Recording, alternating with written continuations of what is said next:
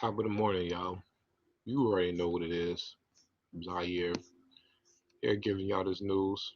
I hope all is well. I hope everybody's out. Hope everybody's good. So, ex-cop, um, former Houston police officer, was recently indicted for allegedly beating a handcuffed suspect.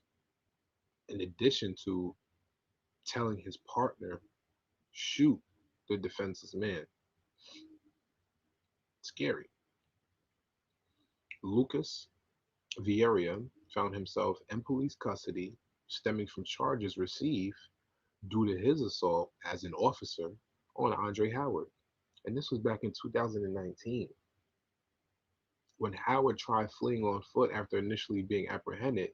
Vieira is heard on bodycam audio telling his partner Thomas Serrano to shoot his ass, which concerned the man who was trying to run. According to the lawsuit filed by Howard, the demand scared him so much he defecated on himself before he was once again restrained and beaten in the back of the head at least 3 times with handcuffs. Now, Officer Vieira faces a first-degree felony charge, which in Houston carries a possible prison term of 99 years. In a statement issued on Twitter Sunday, the Houston Police Department decided to distance themselves from Vieira. The new chief of the Houston PD, Troy Finner, noted that Vieira was no longer an employee of the department and said in a statement, quote, "We respect the grand jury's decision. This case is now in the hands of the courts." I feel like it's sad, man. Hit y'all with this article right here. I want to see if they say the indictment comes 3 months after Howard filed an excessive force lawsuit against the 3 officers involved in his humiliation after he says he was pulled over with a friend for expired car registration during the incident. Also captured on police body cam, Howard was handcuffed and searched before he began to flee. Vieira is only 31 years old. Wow. Uh, so the suit alleged that the officers watched Vieira degrade and abuse Howard, but did nothing to intervene in the incident that sent him to the hospital. Howard was also initially charged with evading arrest and possessing a controlled substance after the arrest, but the charges were dismissed in January. Serrano, Aslam, and Atterbury continued to be on duty with the department, a Houston police spokesperson spoke. Acknowledging Vieira's indictment, the spokesperson added that we respect the grand jury's decision. While the other officers involved were not indicted, it does not mean they did not do anything wrong that day, as we outlined in our lawsuit.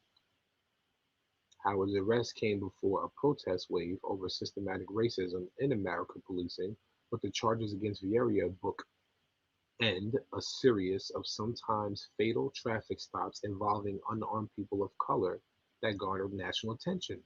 In April, a white police officer in the Minneapolis suburb of Brooklyn Center fatally shot 20-year-old Dante Wright, a black man apparently firing her service weapon by accident instead of a taser during the traffic stop. This even as the criminal trial against Derek Chauvin was poised to play out nearby. The July 2019 assault is also among several examples of alleged police brutality by the Houston Police Department since 1998, as detailed in the lawsuit. Among the examples cited is the police killing of 27-year-old Nicholas Chavez, who was shot over 20 times in April 2020 during a mental health crisis. 4 officers involved in Chavez's death have been fired, and his family has since won $100 million from the settlement. While Howard survived, the 34-year-old said in an April news conference announcing the lawsuit that he was one of the lucky ones. "I'm thankful to be here after I went through what I went through. People have been going through it, so it's nothing new to me. I'm not even surprised.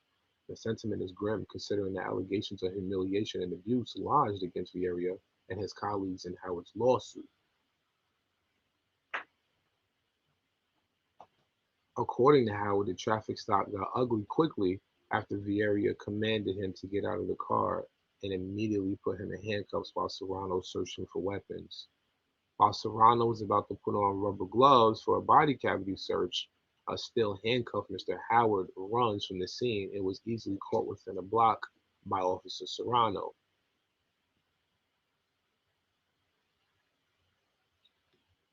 So now Howard explains in the lawsuit he had his hands around his fists and he around the handcuffs and he punched me like 4 times in the back of the head. Then as he walked off, he hit me on the side of my head, leaving a scar. I had to go to the hospital. Howard said during a November 2020 press conference. That's when his legal team released a clip of the body cam footage they detained from the Houston Police Department.